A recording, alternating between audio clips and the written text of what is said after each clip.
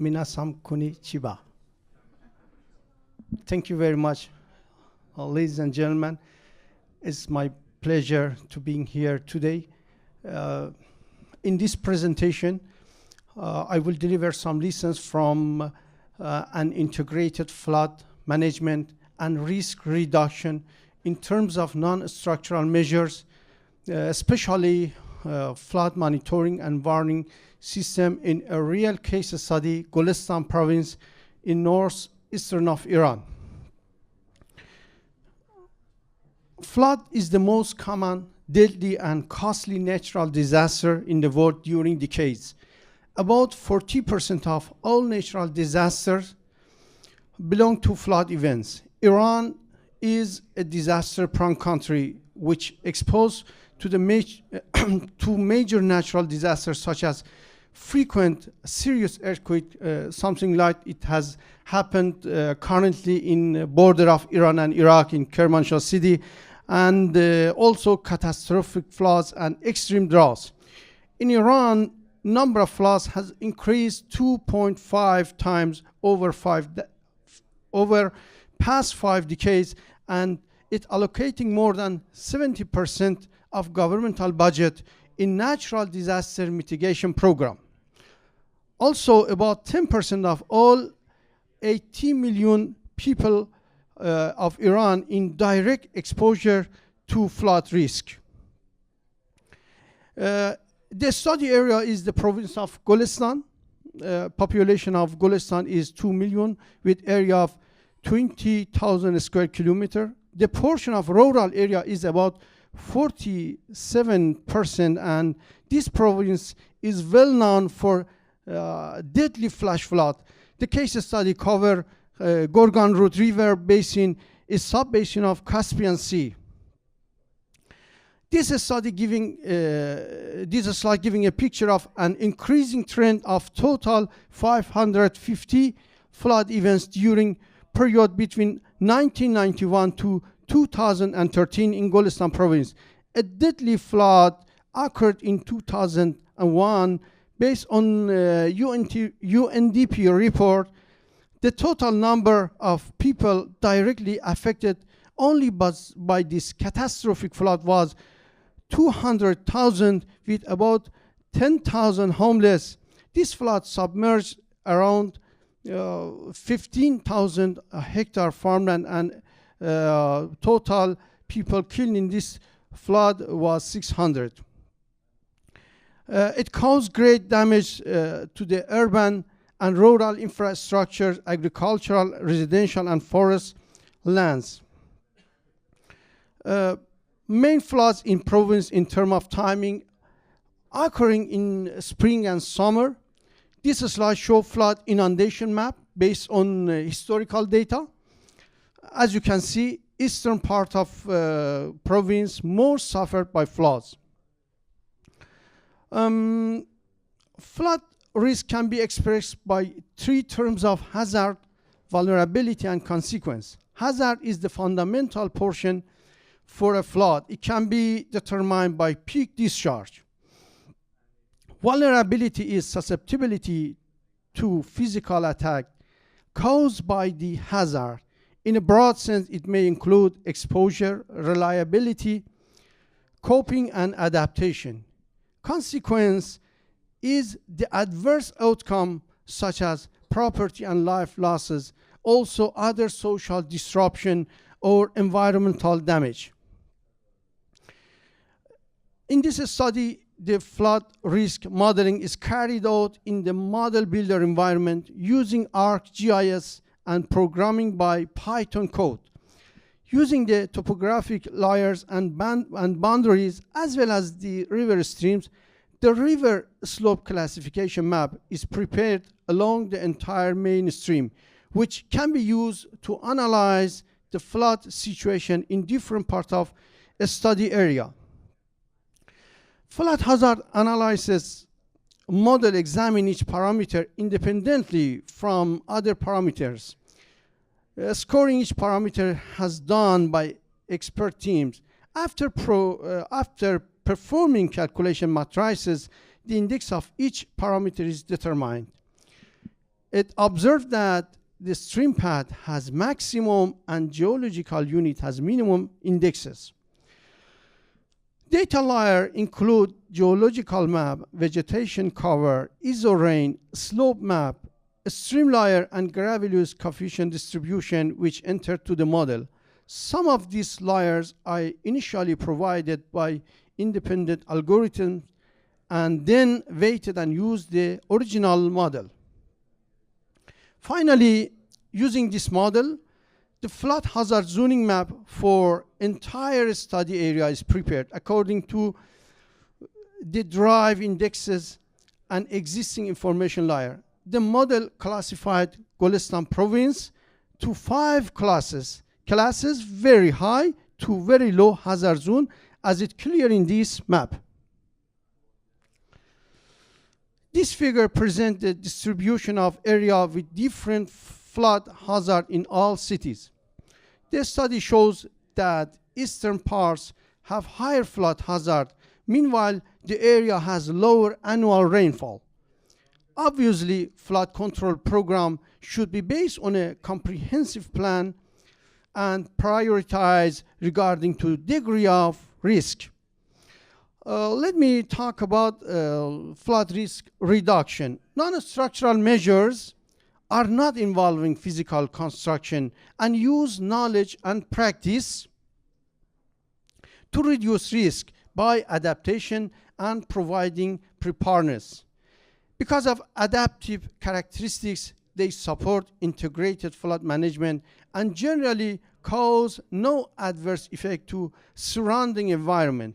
Common non-structural actions include floodplain management, flood insurance, flood monitoring and warning program, and determining safe zone. In upcoming slide, I would like to deliver some application of some above mentioned schemes in the case study. In this slide, you can see all stations which come out from given model which can be used as flood monitoring and early warning system contain main and repeating stations, monitoring sites with supplementary program for instrumentation such as rain gauge and flood level meters. The detail of flood warning plan in Minu-City east of Golestan, which is output from the model, can be seen in this slide. This picture is a sample which come out from the model, a proposed station for early warning site located in east of province. It showed a valid result because of location of a residential area in very high flood hazard zone and absolutely required to early warning system. Now I would like to talk about the other non-structural scheme, flood insurance program. As I said you before, about 47% of Golestan population goes to rural area. Therefore, it needs to categorize villages in various hazard zones. This slide shows location of all villages in 5 categories from very high to very low hazard zone. The recommended flood insurance for very high and high zones are agricultural products, livestock, building, properties, health, responsibility, and personal insurance, while it only contains health, responsibility, properties, and building for the other hazard zones. Another major non-structural action to reduce the risk of flooding is to define safe zone in villages and residential regions. First of all, it is necessary to identify the flood inundation map with return period of 25 and 100 years. Then the safe zone were set as maximum flood level and the rescue routes were determined. This slide illustrates high-risk area which marked with red color and safe zone based on the flood inundation level, obvious in green color in a city located in the east of a study area. All proposed safe zones, clear in green color which come out from the model can be seen here, our study shows the allocation of safe area in rural regions is more essential than urban districts. As a sample, in a river for 2 villages which are strongly affected by recent floods, the inundation map is plotted in different discharge. Also, safe zones are designed based on an appropriate flood level. In this image, the rescue routes and also safe zone are clear for 2 villages. Training about facing to floods for different social layers, especially for villagers and farmers, is important in order to meet flood risk reduction. The type of training anticipated for each flood hazard area is specified in this slide. For high and very high zones, recovery and rescue training, special training for villagers, farmers, and local non-official training. And also for other area, it contains general training to villagers, visual education, and flood maneuver.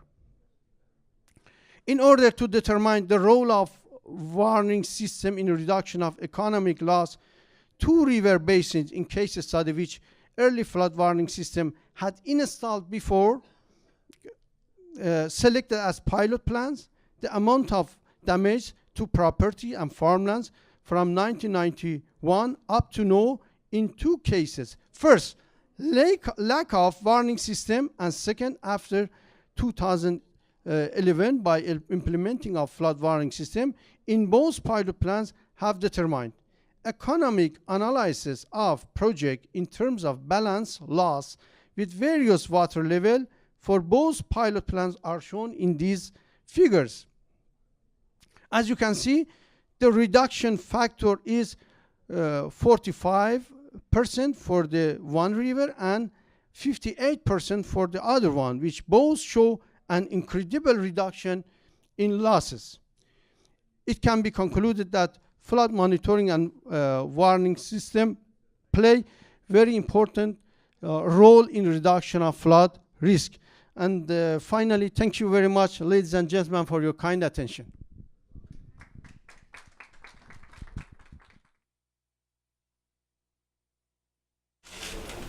I'm ready for any question or discussion. Sorry. Both of all of audience from Iran. Okay. Thank you very much for your presentation. I want to know, would you tell me, I would be grateful if you tell me what's the main reason of for increasing the flash flood in Iran? What's the main reason, in your opinion? I think it's referred to many reasons. Like it can be by global warming and effects on flood increasing, and